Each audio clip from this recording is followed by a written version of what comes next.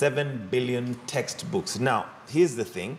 7 billion shillings worth of textbooks, but the errors that these textbooks have made it almost impossible, actually not almost impossible, but impossible for the teachers to use the textbooks. And I'll highlight some of them.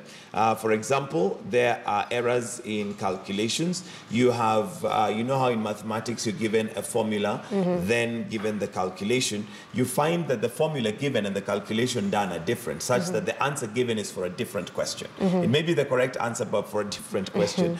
Same with a book here that is highlighted, which is Uhondo, and basically there's some spelling mix-ups that are confusing children. Bottom line is, these books are not usable. 7 billion shillings after. Very shocking information right here. Very shocking, very unfortunate. I think we need to look at it from different angles.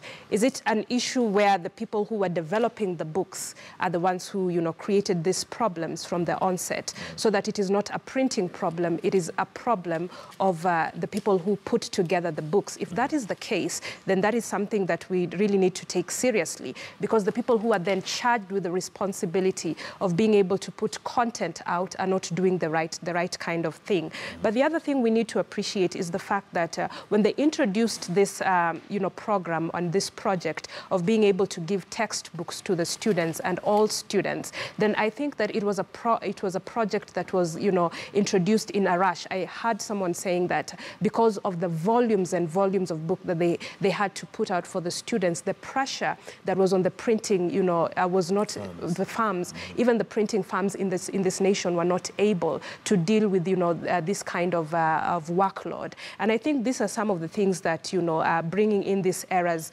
into play. So I think that this maybe we would have introduced it in stages so that we are able to deal with phase 1 of it and phase 2 of it, so that we are not trying to do the entire thing when we do not have the capacity. Yes, and this could have been caused by a rush to change the curriculum, which makes or leaves many people wondering why the rush, especially now if we're going to pay a whopping 7 billion in terms of wastage. That is absolute waste. But one of the issues that they point out here is quality controls. And one of the publishing experts says that the errors could have been blamed on poor quality controls during the vetting of textbooks cases where publishers influence the approval of flawed books. In other words, there could be some underhand deals here, unfortunately, which could basically mean, one, there's a delay in the books that are now supposed to be used, and secondly, of course, compromising the quality of education given to the children, given that some of the answers are actually wrong answers, and the teachers can point them out. Yeah, so it's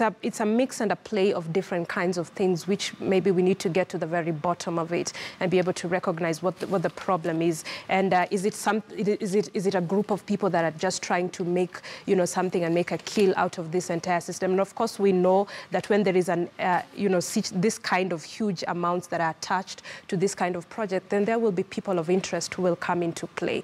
And it is very wrong for us to compromise, the education and the quality of education for our children, in issues of interest, people's interest when it comes to matters of finance. All right, so that should be a topic of interest for you to get yourself a copy of the Standard, given that this 7 billion shillings is literally coming from your pocket. It's a taxpayer's money, and as a taxpayer, that should be a point of interest for you. So that's the headline of the Standard this morning. But there's also another interesting story at the top part, and I don't know if you're one of these Kenyans